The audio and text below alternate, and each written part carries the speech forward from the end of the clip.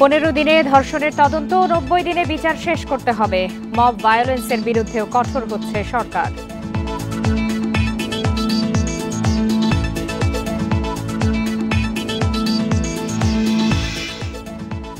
নারী ও শিশু ধর্ষণের প্রতিবাদে সারা দেশে আন্দোলন, অপরাধীদের সর্বোচ্চ শাস্তি নিশ্চিতের দাবি।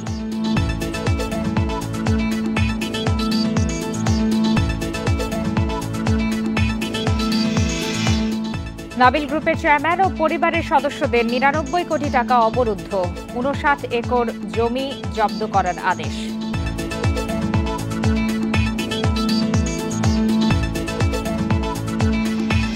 এই ঈদে জামা জুতো অ্যাক্সেসরিজের ডিসকাউন্ট। সবাইকে আমন্ত্রণ সংবাদ সন্ধ্যায়, আপনাদের সাথে আছি আমি ফারহানা লোপা। এতক্ষণ শিরোনাম জানাচ্ছিলাম, চলে যাচ্ছি বিস্তারিত খবরে। ধর্ষণ মামলার তদন্ত 15 দিনে এবং 90 দিনে বিচার শেষ করতে হবে। এ বিষয়ে বিদ্যমান আইন সংশোধন করতে যাচ্ছে সরকার। এদিকে মব ভায়োলেন্সের বিরুদ্ধেও কঠোর হতে যাচ্ছে সরকার। রবিবার আলাদা ব্রিফিংয়ে এসব তথ্য জানান আইন উপদেষ্টা ও তথ্য উপদেষ্টা।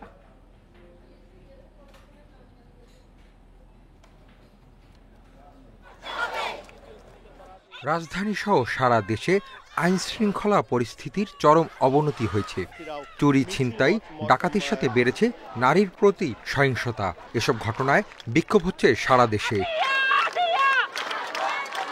রোববার সচিবালয়ে আইন উপদেষ্টা জানান, ধর্ষণ মামলা তদন্ত 15 দিনে এবং বিচার 90 দিনে শেষ করার বিধান রেখে নারী ও শিশু নির্যাতন দমন আইন সংশোধন হচ্ছে। ধর্ষণের মামলা 15 দিনের মধ্যে তদন্ত কাজ শেষ করতে হবে এবং ধর্ষণের মামলা যদি 90 দিনের মধ্যে বিচার সম্পন্ন নাও হয়, এই অজুহাতে কাউকে জামিন দেওয়া যাবে না। আপনাদের কাছে ক্ষমা প্রার্থী, আমাদের অনেক ব্যর্থতা আছে, কিন্তু আমরা উত্তরোত্তর চেষ্টা করি এবং আজকে আমরা সিদ্ধান্ত নিয়েছি আমরা আরো কঠোর হব, আরো সজাগ হব, আরো কোঅর্ডিনেটেড ওয়েতে আমরা কাজ করব। স্বরাষ্ট্র উপদেষ্টা বলেন, দেশে কোথাও নারীর প্রতি সহিংসতা বা ধর্ষণের মতো ঘটনা ঘটে তাদের সর্বোচ্চ শাস্তি নিশ্চিত করা হবে। কোনো সহিংসতা বা ধর্ষণের মতো ঘটনা ঘটে তাদের সম্পূর্ণভাবে আইনের আওতায় নিয়ে আসা হবে, তাদের সর্বোচ্চ শাস্তি নিশ্চিত করা হবে। বাংলাদেশের ধর্ষণের বিরুদ্ধে সরকারের অবস্থান জিরো টলারেন্স। তথ্য উপদেষ্টা বলেন, এখন থেকে যে কোনো ধরনের মব জাস্টিসের বিরুদ্ধে কঠোর অবস্থানে যাবে সরকার। যেই অপরাধী হন না কেন, এটা কোনো জাতপাত, ধর্ম, বর্ণ দেখা হবে না, লিঙ্গ দেখা হবে না, নারী কি পুরুষ, যিনি অপরাধ করেন না কেন, যিনি মব জাস্টিস করেন না কেন, তিনি ধর্মীয় হন, নিধার্মিক হন, ধার্মিক হন, যেই হন না কেন, তাকে আমরা আইনের আওতায় নিয়ে আসার ক্ষেত্রে আজকে থেকে সিদ্ধান্ত নিয়েছি। গত 7 মাসে সংঘটিত মব ভায়োলেন্সের ঘটনায় জড়িতদের বিরুদ্ধে ব্যবস্থা নেওয়া হবে বলেও জানান তথ্য উপদেষ্টা। Hasif Mahmud Shah, independent news, Dhaka. মাগুরায় শিশু ধর্ষণ মামলার বিচার 6 মাসের মধ্যে শেষ করার নির্দেশ দিয়েছে হাইকোর্ট। পাশাপাশি শিশুটির সব ছবি সামাজিক যোগাযোগ মাধ্যম থেকে 24 ঘন্টার মধ্যে সরাতে বিটিআরসিকেও আদেশ দেওয়া হয়েছে। দুপুরে বিচারপতি ফারাহ মাহবুব ও বিচারপতি দেবাশিস রায় চৌধুরীর বেঞ্চ এই আদেশ দেয়। একই সাথে শিশুটি ও তার বড় বোনের নিরাপত্তা নিশ্চিতে সমাজসেবা অধিদপ্তরকে নির্দেশ দিয়েছে আদালত। এর আগে সকালে শিশুটিকে নিয়ে পত্রিকায় প্রকাশিত প্রতিবেদন আদালতের নজরে আনেন ব্যারিস্টার মাহসিব হুসাইন। এ সময় সামাজিক যোগাযোগ মাধ্যমে শিশুটির নাম, পরিচয় সহ ছবি ছড়িয়ে পড়ার বিষয়টি তুলে ধরেন তিনি। জানান, শিশুটির সুচিকিৎসার জন্য সর্বোচ্চ ব্যবস্থা নেয়ারও আর্জি।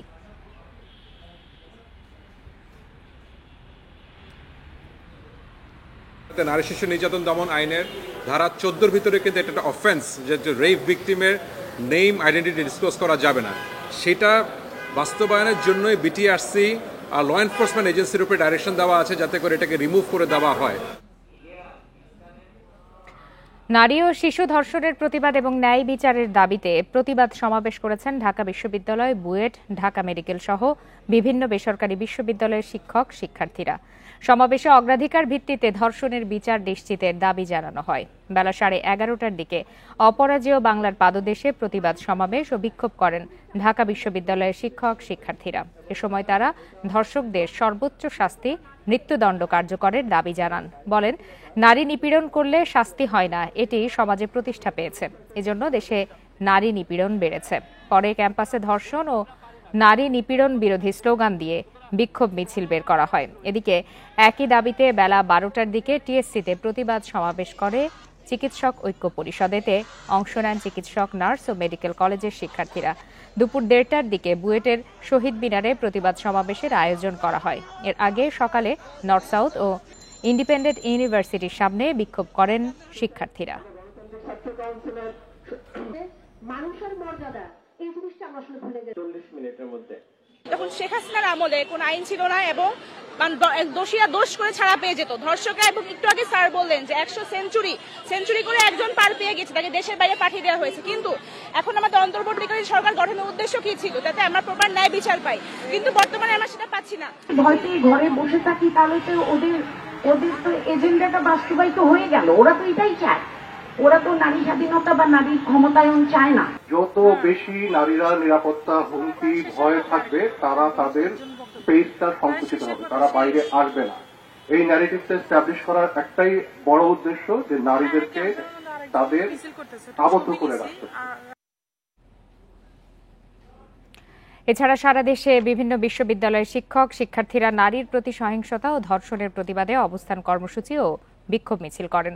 দুপুরে এই কর্মসূচি পালন করেন তারা। ধর্ষণে জড়িতদের সর্বোচ্চ শাস্তি নিশ্চিতের দাবি জানান তারা। দুপুরে রাজশাহী বিশ্ববিদ্যালয়ের শিক্ষার্থীরা প্রধান ফটকের সামনে বিক্ষোভ কর্মসূচি পালন করেন। এ সময় তারা ঢাকা রাজশাহী মহাসড়ক অবরোধ করেন। এর আগে ক্লাস ও পরীক্ষা বর্জনের ঘোষণা দেন শিক্ষার্থীরা। কর্মসূচি থেকে শিক্ষার্থীরা নারীর প্রতি সহিংসতা বন্ধের দাবি জানান। পাশাপাশি ধর্ষকদের প্রকাশ্যে বিচারের দাবি জানান তারা। একই দাবিতে দুপুরে জাহাঙ্গীরনগর বিশ্ববিদ্যালয়ের শিক্ষক শিক্ষার্থীরা মানববন্ধন কর্মসূচি পালন করেছেন। এর আগে মাগুরায় হোসেন শহীদ সোহরাওয়ার্দী কলেজের শিক্ষার্থী ও সাধারণ মানুষ একসাথে শহরের চৌরঙ্গী মোড় এলাকায় বিক্ষোভ মিছিল করেন। বাংলাদেশ এমন দৃষ্টান্ত গঠন করুক যেন শুধু বাংলাদেশেই না, সারা বিশ্বে ধর্ষক বা কেউ যদি ধর্ষণের চিন্তাও করে তার আগে দুইবার ভাবে। পরবর্তী আমাদের বোনদের নিরাপত্তা দিতে না পারেন, তাহলে আপনাদের বিপক্ষে দাঁড়াতে আবারও যদি একটা জুলাই আনা দরকার হয়, রাজশাহী বিশ্ববিদ্যালয় সেটার জন্য প্রস্তুত আছে ইনশাআল্লাহ। নারী অধিকার প্রতিষ্ঠায় নারী অবমাননার অপসংস্কৃতির বিরুদ্ধে লড়াইয়ে নামার আহ্বান জানিয়েছেন বিশ্লেষকরা। সকালে রাজধানীতে গণ অভ্যুত্থান থেকে বৃহত্তর রাজনৈতিক অংশগ্রহণ শীর্ষক আলোচনায় এই আহ্বান জানানো হয়। এ সময় শিক্ষা ব্যবস্থার পরিবর্তন, অর্থনৈতিক স্বাধীনতা নিশ্চিত এবং রাজনীতি সহ সব ক্ষেত্রে নারীর অংশগ্রহণ বাড়ানোর তাগিদ দেন তারা। ঢাকাস্থ নরওয়ে দূতাবাসের সহায়তায় গুলশানে আয়োজিত গোলটেবিল বৈঠকে অংশ নেন সমাজের বিভিন্ন শ্রেণী পেশার নারী। উপস্থিত ছিলেন বিভিন্ন সংস্থায় কর্মরত কয়েকজন বিদেশি নারী এবং কয়েকজন পুরুষ প্রতিনিধিও। এখন শ্রম বাজারে মেয়েদের অংশগ্রহণ বাড়ছে। রাষ্ট্রবিজ্ঞানী অধ্যাপক ডক্টর রওনক জাহান উদ্বোধনী বক্তব্যে নারী অধিকারের অতীত, বর্তমান ও চ্যালেঞ্জ বিষয়ে কথা বলেন। বিএনপির সাংগঠনিক সম্পাদক শামাও বায়েত বলেন, নারী অধিকারের বিষয়টি এখনো সত্যিকারের স্বীকৃতি পায়নি। নারী অধিকার আদায়ে শিক্ষা ব্যবস্থা ও শিক্ষা প্রতিষ্ঠানের পরিবর্তন সবচেয়ে গুরুত্বপূর্ণ বলে মত দেন একজন তরুণ নারী অধিকার কর্মী। আমাদের শিক্ষা ব্যবস্থার একেবারেই ভগ্নদশা। আপনারা যদি চান মেয়েরা সামনে এগিয়ে আসুক, কথা বলুক এবং রাজনীতিতে সক্রিয় হোক, তাহলে শিক্ষা ব্যবস্থা ও শিক্ষা প্রতিষ্ঠানগুলোকে ঠেলে সাজাতে হবে। শহরাঞ্চলের মেয়েদের কাছে যাওয়ার চেয়ে বরং মফস্বলের মেয়েদের কাছে যেতে হবে তাদের কথা শোনার জন্য, যারা মূলত আরো বেশি নারীবাদী।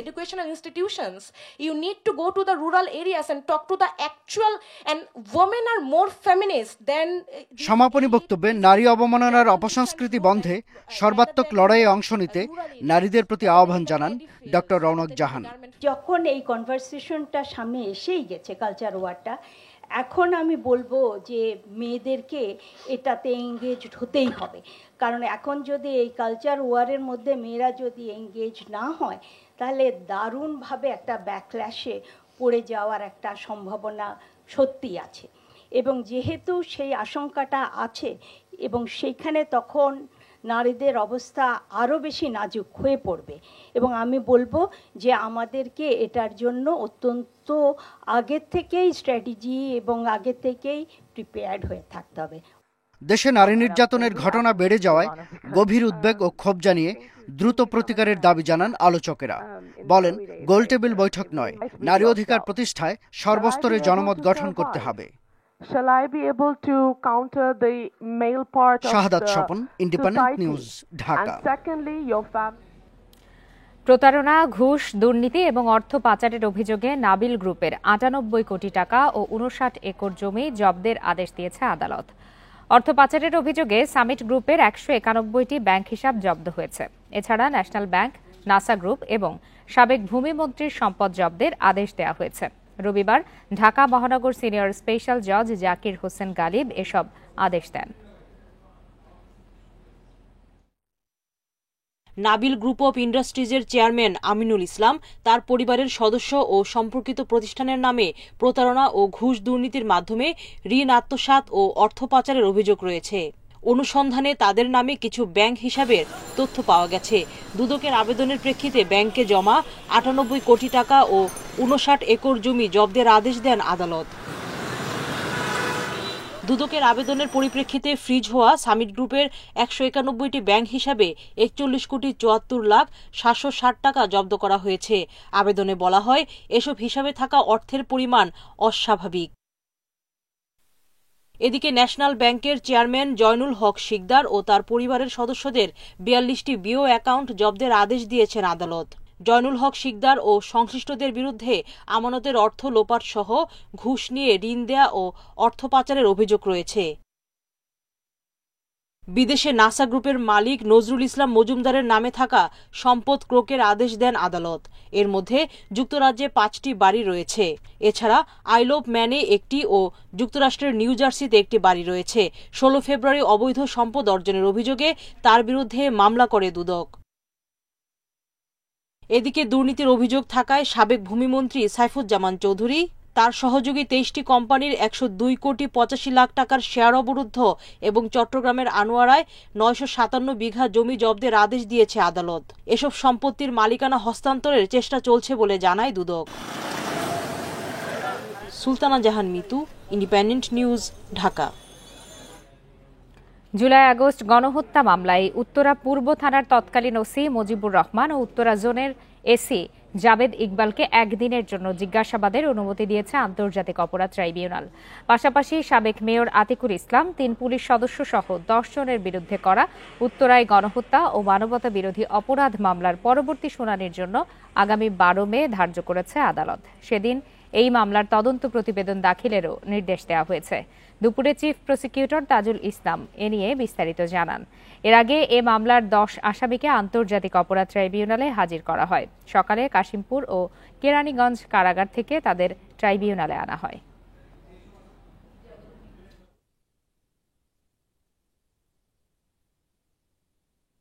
দুজনের ব্যাপারে আমরা ইন্টারোগেশন চেয়েছি। এদের নেতৃত্বে প্রায় ২ শতাধিক ছাত্র জনতাকে সেখানে হত্যা করা হয়। ওসি মুজিবুর রহমানকে ১৬ই মার্চ তারিখে এবং এসি ইকবাল তাকে ১৮ই মার্চ তারিখে জিজ্ঞাসাবাদের জন্য অনুমতি প্রদান করেছেন। এবার জানাবো ইফতার বাজারের খবর।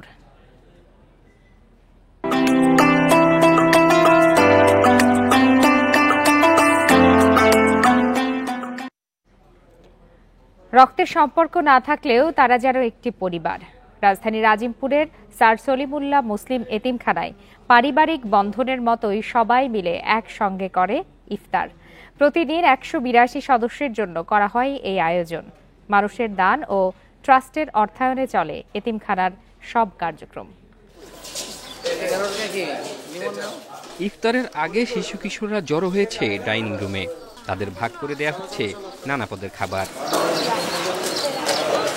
এদের কারো বাবা নেই, কারো মারা গেছে মা, আবার কারো নেই কেউই।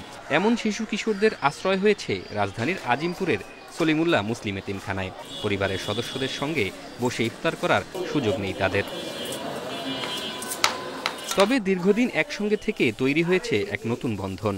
রক্তের সম্পর্ক ছাড়াই হয়ে উঠেছে একে অপরের ভাই, বন্ধু, স্বজন। সেই সম্পর্কের নিচে ঢাকা পড়েছে পরিবার না থাকার বেদনা। এখানে আসি হচ্ছে আমি ১২ বছর, যে ছোট ক্লাস 5-এ ভর্তি হয়েছি এখানে।